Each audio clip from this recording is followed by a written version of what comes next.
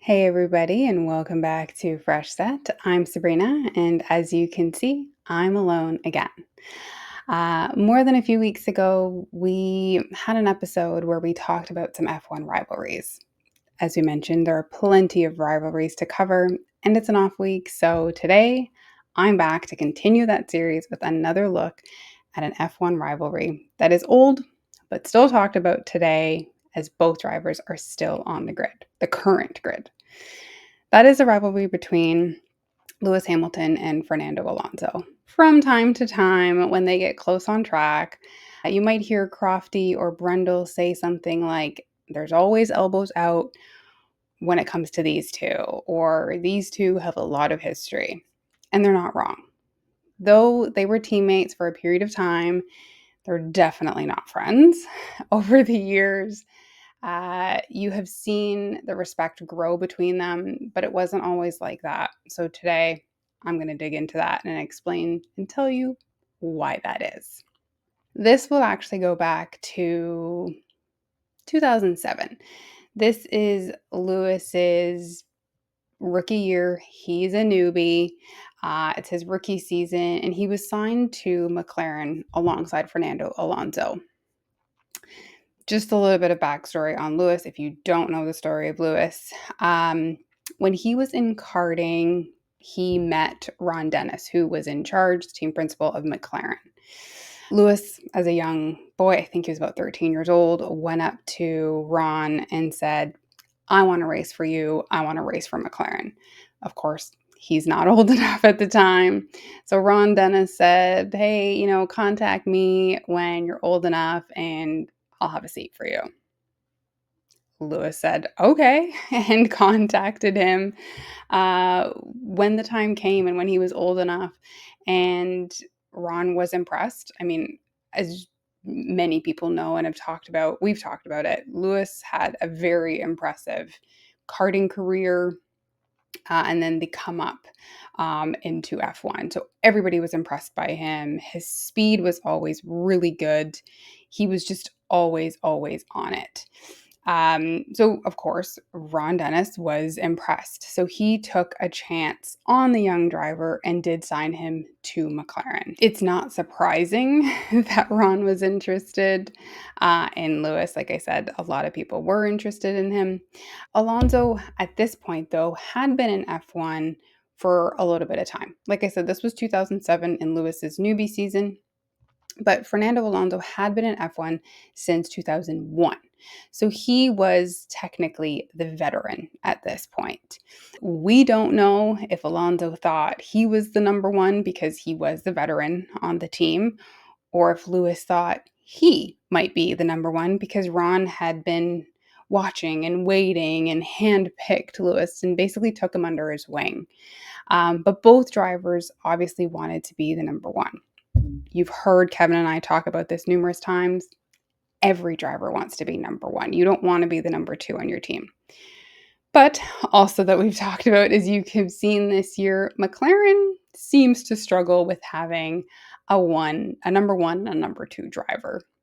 And of course, like we said, no driver wants to be the number two driver. A rookie, a veteran, doesn't matter. You don't want to be considered number two. So going back to 2007, the first incident that really caused an issue with Hamilton and Alonso happened at the Monaco Grand Prix in 2007.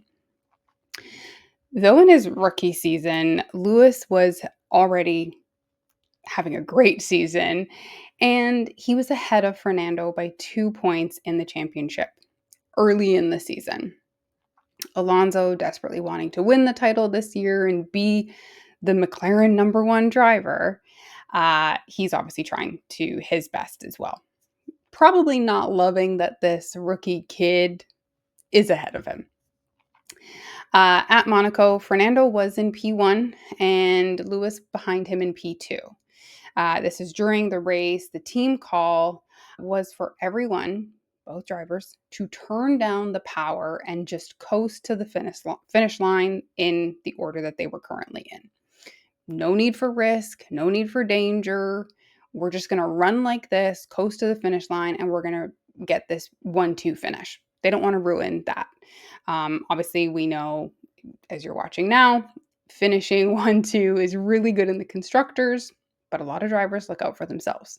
So they didn't want any risk. Lewis, on the other hand, was already a little frustrated about an earlier incident in the same race where he was planning to overcut Fernando, and the team actually brought Fernando in earlier. So he couldn't do his overcut, which obviously foiled his plans. So he was a little bit frustrated, and being frustrated and the rookie and wanting to show his name, Lewis chose not to reduce his power and ran right up behind Fernando, which to Fernando was looking like a challenge.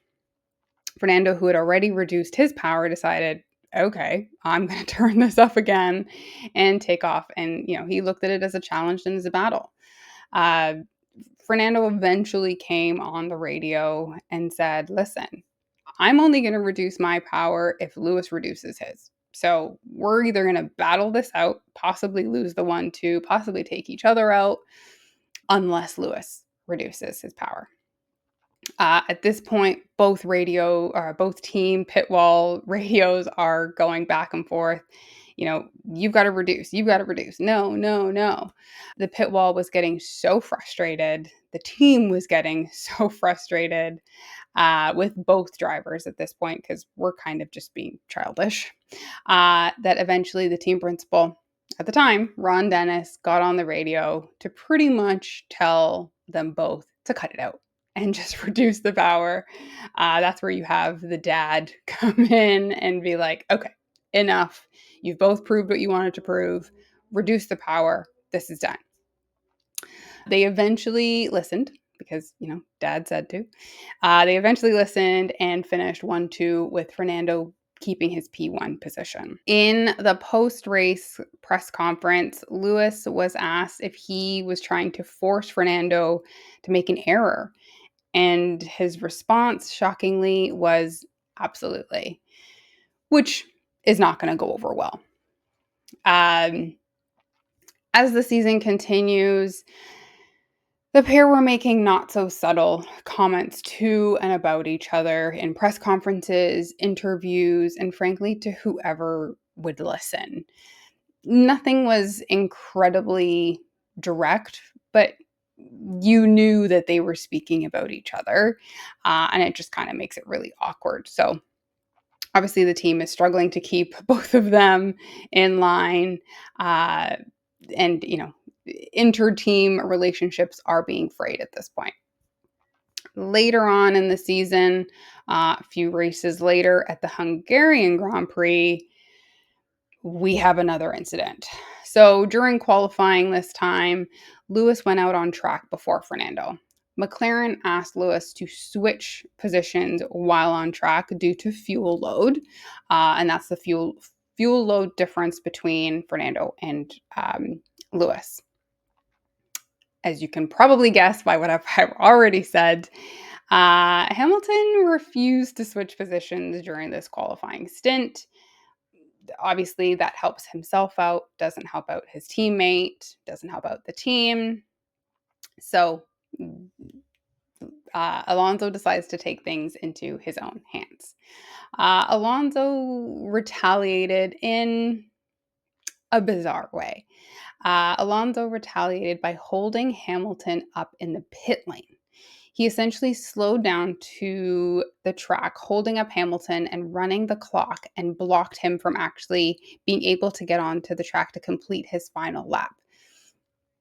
Now, you've probably seen this a little bit in current races where you see the drivers trying to exit the pit lane and they're going incredibly slow. There's a lineup of people behind. They were almost, if they had horns, they would be laying on their horns. You've seen people like Max actually overtake. George has done it in the pit lane, which they're not really supposed to do, but it does happen. Sometimes they'll get a penalty for it, but they're not supposed to hold up incredibly long as well. So this is basically what Alonso was doing to Hamilton at this point. When when they come out of the pit lane, they want to do an out lap first. So this is just them warming up their tires that they're going to do their fast lap on, but they need to do that lap, go around, and then get back to the start line before time has run out in that session. Now, if you hold somebody up that they're not able to make a lap around to do their out lap to get then back around to do their fast lap, you're going to have some pretty pissed off people. So this is what happens. With his current set time and not being able to complete his fastest lap or his fast lap, Hamilton was in second and Alonso was able to grab the P1 since he had enough time to complete the lap. Unfortunately for Alonso, the stewards didn't like that move and they caught on to it pretty quickly. And they realized what was going on because they have had a few races at this point of understanding that there is a sort of beef between Fernando and Lewis. So they knew what was going on and the stewards didn't like it and they gave Alonso a penalty. And he was actually pushed back to sixth place, making Hamilton P1 after all. So being petty didn't totally work in Alonso's scenario or Alonso's case this time around. After the race, in post-race interviews, Lewis said he thought Alonso's penalty was actually quite light, which is going to continue the feud. I don't really know what Lewis was looking for the stewards to give Alonso. I mean, I think a 5 grid place penalty, that does it. I mean, you're not going to give him 10. It is a slap on the wrist, but at least, he's now starting 4 spots behind you. So not sure what Lewis was looking for. At this point, the relationship was non-existent. And it had become a hostile environment at McLaren. Engineers, mechanics, the team principal, they just didn't know what to do to fix it. But it was starting to impact the whole team. By the end of the season, even with all this back and forth, somehow both drivers finished with the exact same number of points in the championship, 109 points, but they both lost the championship to Kimi Räikkönen. Lewis came second, and Alonso did actually come third in the Drivers' Championship.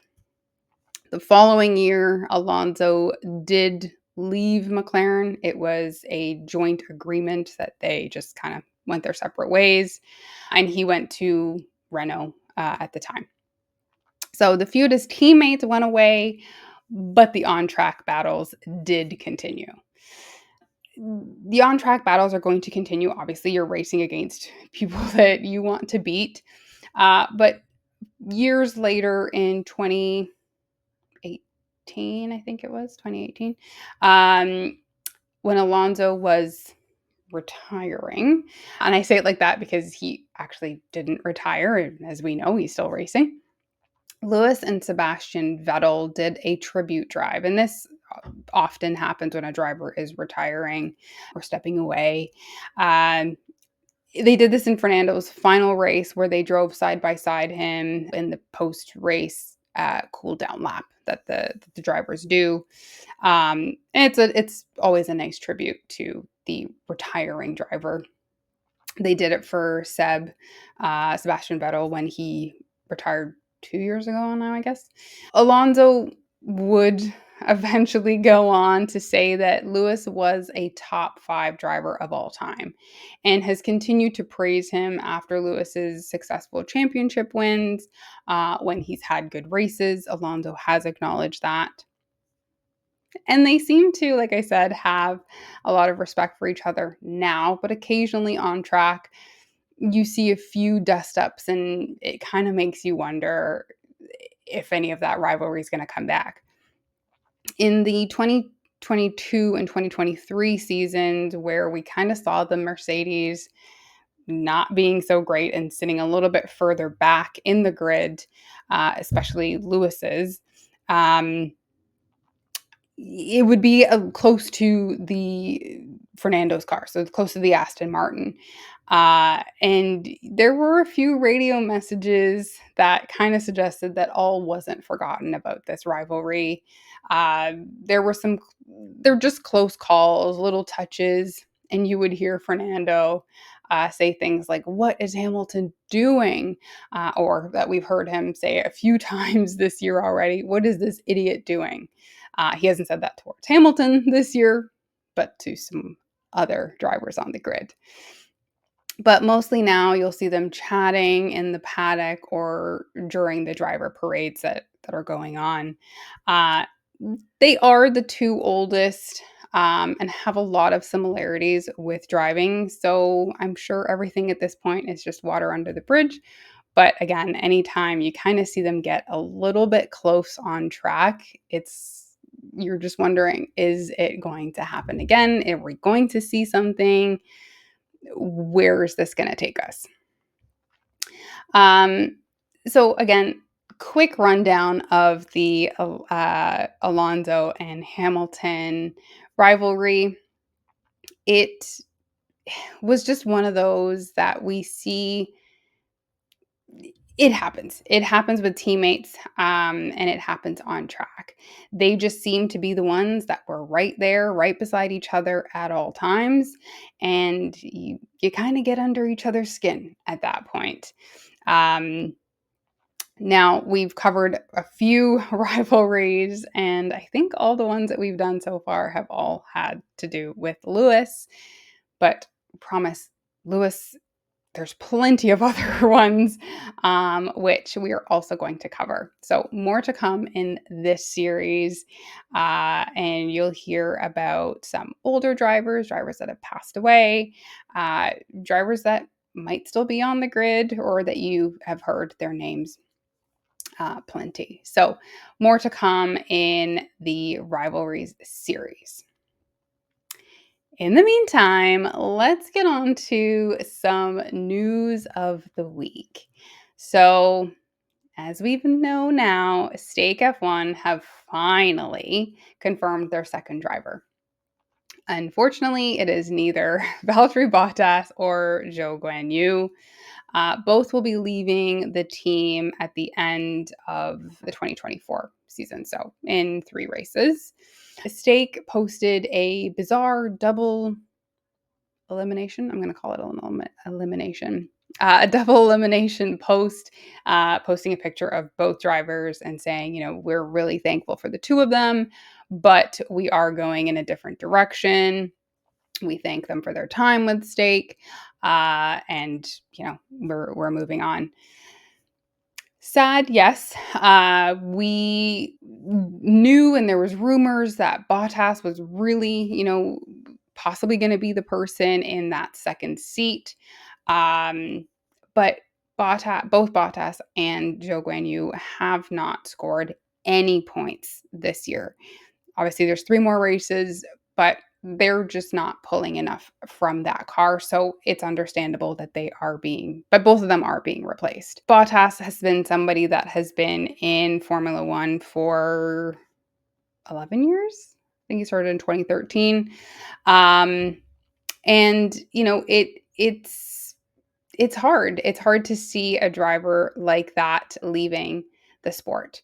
He he was on Mercedes for a number of years, was a great asset to their team. And I actually just saw a post that he was Q3 appearances for Mercedes were 100%. So he had a 100% success rate in his time at Mercedes, and he was a great team player. 10 wins, I believe. So, you are seeing somebody that obviously hasn't been able to perform in the car that he has now, and potentially, a retirement. So kind of sad news there. But again, very strange. Moments later, they confirmed their new driver.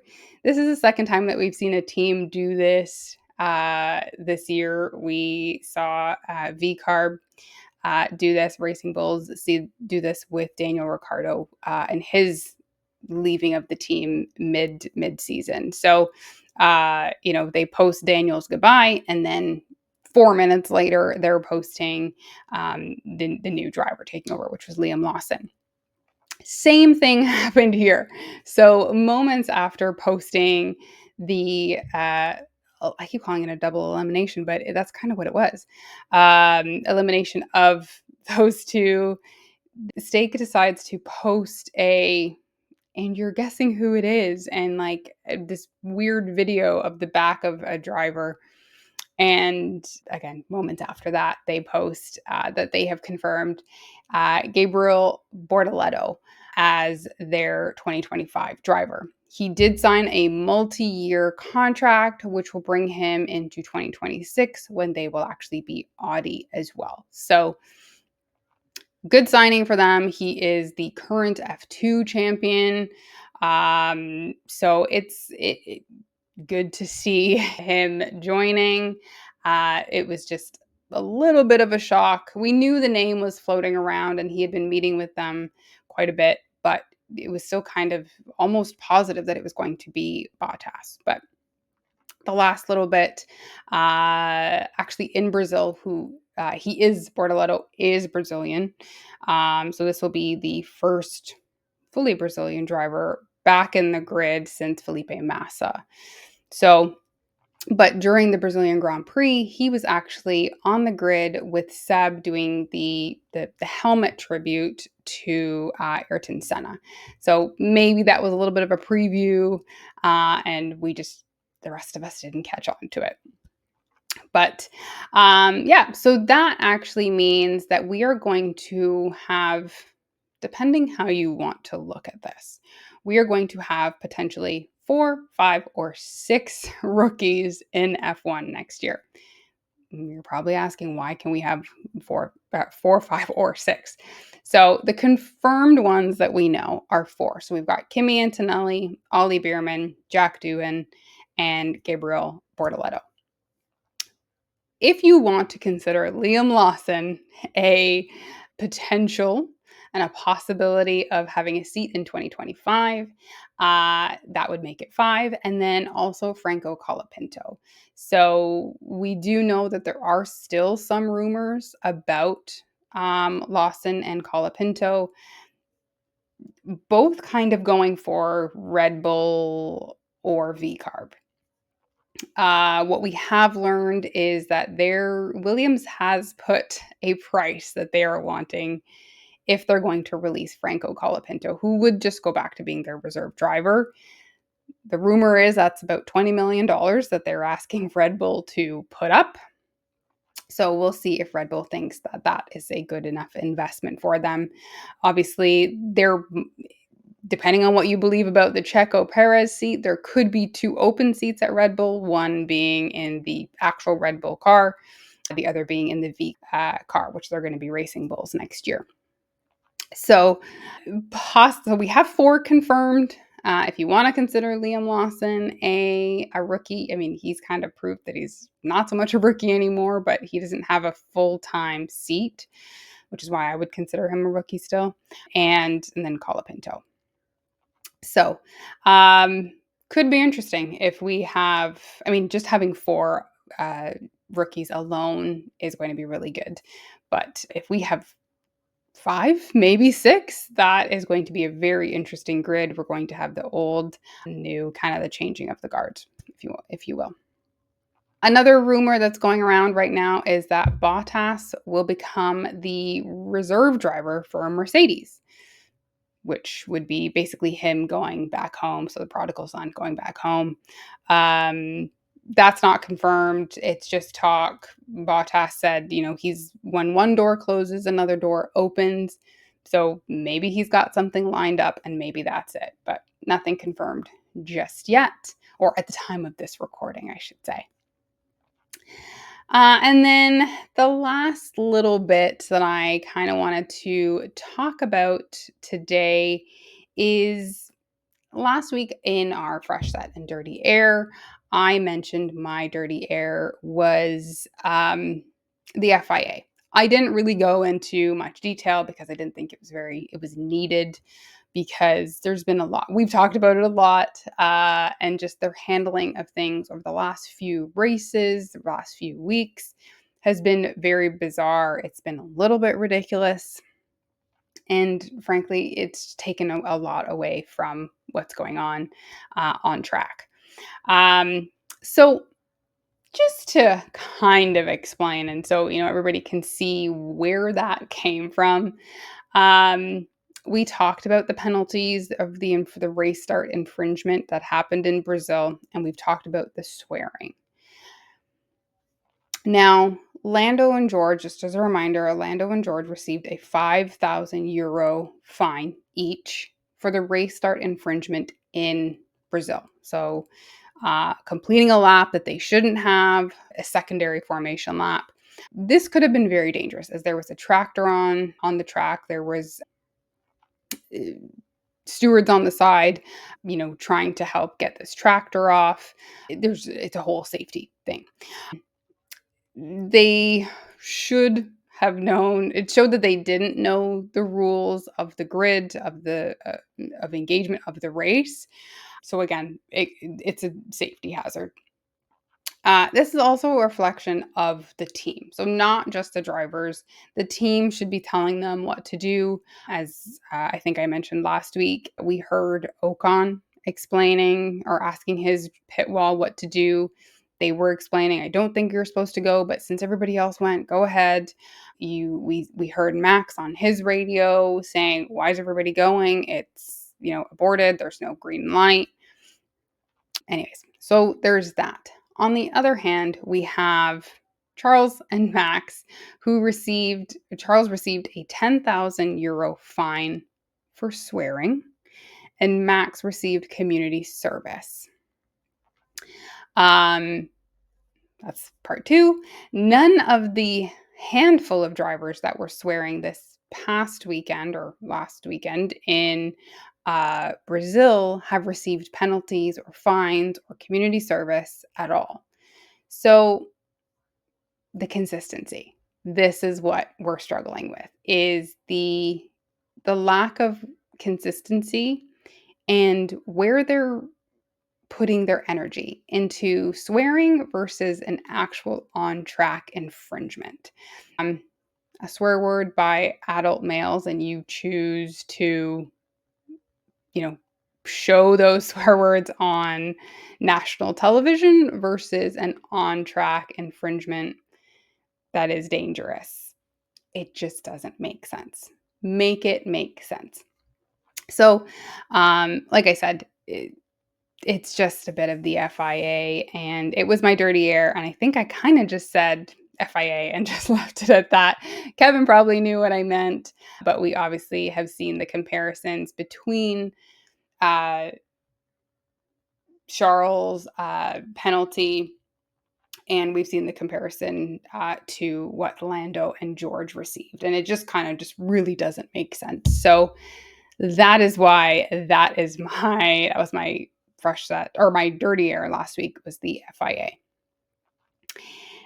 And that's it. That's it for me. We just wanted to continue the rivalries episode. Again, we will be doing more. Kevin will be back with some new rivalries next week. I will be back with some. We'll do more rivalry episodes together.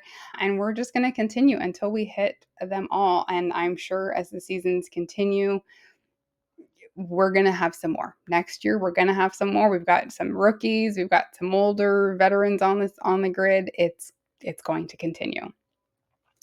In the meantime, you guys know where to find us. We are on Instagram, TikTok,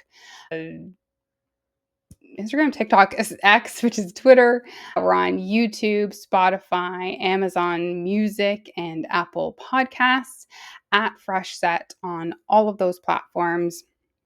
Don't forget to like, comment, subscribe. You can turn on auto downloads. That really helps us out. Comment, follow, share, subscribe, rate, everything. It really really means a lot to us. And we will see you guys next week. And Kevin's not here, so I'm going to say it. Grab a fresh set. Bye.